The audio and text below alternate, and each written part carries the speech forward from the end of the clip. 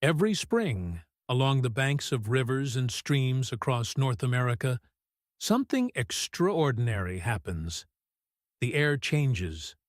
Before you see it, before you can even identify the tree, your nose catches it. A warm, balsamic, almost honey-like sweetness drifting through the cold air. It's one of the oldest medicines in the world, and most people walk right past it without a second glance. The tree is called the cottonwood, and inside its swollen spring buds, those small, sticky, golden red gems that appear just before the leaves unfurl, there is a compound that humans have been using to kill pain for thousands of years. The same compound, by the way, that your great-grandmother's aspirin was derived from.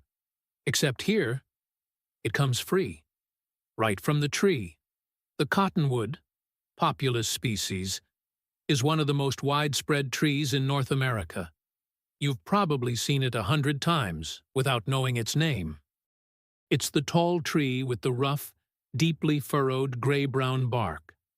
The one that, in late spring, releases enormous clouds of white, cottony fluff that floats through the air like summer snow, coating sidewalks, clogging window screens, drifting into every open door. People tend to find it annoying. They have no idea what they're living next to. Because before the fluff, before the leaves. In the very last days of winter and the first breath of spring, this tree produces something that herbalists have treasured for centuries. The buds, small, pointed, tightly sealed, and coated in a sticky, amber-colored resin that smells like nothing else on earth. Around riverbanks, the scent of cottonwood buds fills the air in early spring with a quality that experienced foragers describe as almost celestial. That resin is where everything begins. For thousands of years, indigenous peoples across North America knew what that resin could do. They used it for wounds, for swollen joints, for chest congestion, for pain that wouldn't quit. The Balm of Gilead, as it came to be called by early European settlers, who recognized in this North American remedy something that echoed the legendary healing ointments of the ancient Middle East, became a cornerstone of folk medicine across the continent.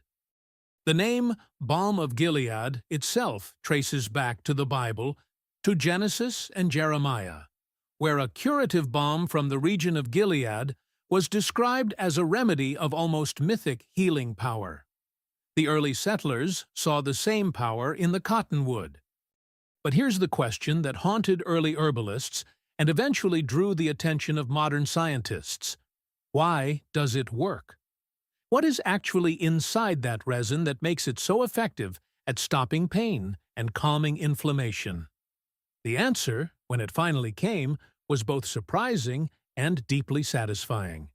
Inside the sticky resin of cottonwood buds, there is a compound called salicin. And salicin has a story. Salicin is a balsamic plant compound found in all members of the Populus family, cottonwood, willow, and aspen, and has been sought after for its anti-inflammatory and pain-relieving properties since the dawn of recorded history.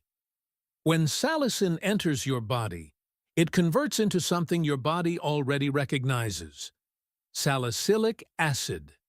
And salicylic acid is the parent molecule of aspirin. Let that land for a moment. The pharmaceutical industry spent decades and billions of dollars refining, synthesizing, and manufacturing aspirin, one of the most consumed drugs in human history.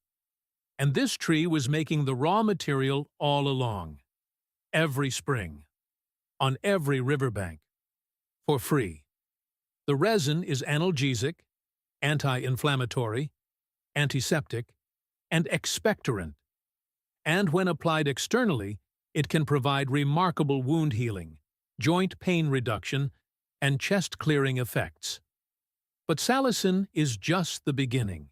Cottonwood bud resin also contains an impressive array of additional healing compounds, polyphenols, flavonoids, tannins, antioxidants, and both antifungal and antimicrobial compounds.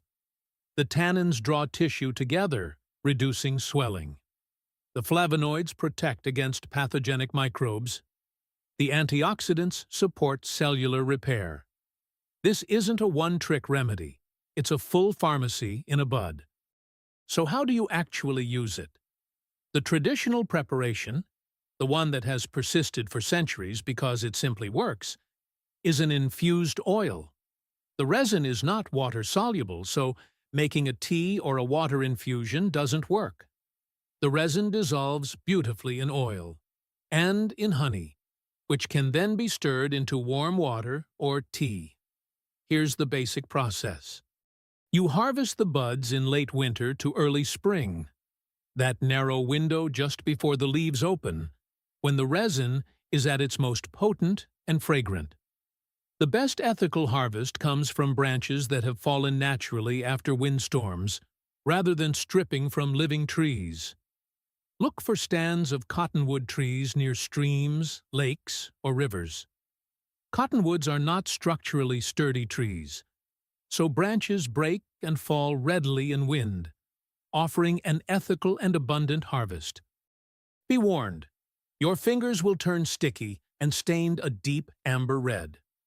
Coconut oil or alcohol are the only things that will clean them. From there, the process is simple. Place the buds in a jar, cover completely with a good quality oil. Olive oil and sesame oil are traditional favorites, and allow the resin to slowly infuse. A slow infusion in a crock pot on low heat for 2 to 3 days, with the lid off, is one of the most effective methods. Strain the oil, and you have Balm of Gilead, one of the most storied healing preparations in North American herbal history. From the oil, you can go one step further. Add beeswax and pour into tins to make a salve. The traditional ratio is 8 ounces of infused oil to 1 ounce of beeswax, adjusted up or down depending on how firm you want the final salve. Massage it into sore joints, arthritic fingers, pulled muscles, bruises, carpal tunnel flare-ups, or rub it on the chest for congestion, on the temples for headaches. It smells extraordinary, and it works. Here's what I keep coming back to. Aspirin was patented in 1899 by Bayer. It was presented as a modern pharmaceutical breakthrough. But the Lakota, the Cree, the Ojibwe, the settlers of the American frontier, they had already been using the same active compound, in its natural form, for generations. The knowledge was never lost. It was just overlooked, filed away as folk medicine, as grandmother's superstition, as something that belonged to a simpler, less scientific time. And yet here we are, with joint pain rates rising, with opioid dependence at epidemic levels, with millions of people searching for something that doesn't come with a list of side effects longer than the label itself, and the cottonwood is still standing along every river and creek bed, still making Salicin, still waiting. Herbalists describe the cottonwood as one of their most prized and versatile medicines, something they return to again and again because it consistently delivers on what centuries of use promised. The doctrine of signatures, an ancient idea that plants sometimes resemble the body parts they treat, is sometimes invoked here too. Look at the gnarled, arthritic-looking tips of cottonwood branches in winter. The old herbalists noticed. They always noticed. We tend to think of medical progress as a straight line forward. New is better. Synthesized is more precise. Pharmaceutical is more reliable. But sometimes progress is remembering what we already knew. Sometimes the river has been trying to tell us something all along, and all we had to do was stop, breathe in the spring air, and listen. The oldest pharmacy in the world has no walls, no counter, and no closing time. If you're interested in trying Balm of Gilead yourself, the full preparation instructions along with proper plant identification guidelines, are linked in the description below. One important note: because the resin contains salicin, which converts to salicylic acid in the body, anyone with an aspirin allergy should check with their doctor before using cottonwood preparations. Always identify your plant correctly, and when in doubt, consult a qualified herbalist. The cottonwood grows across most of North America. There is a very good chance one is closer to you than you think. Go find it. Smell it. Remember it.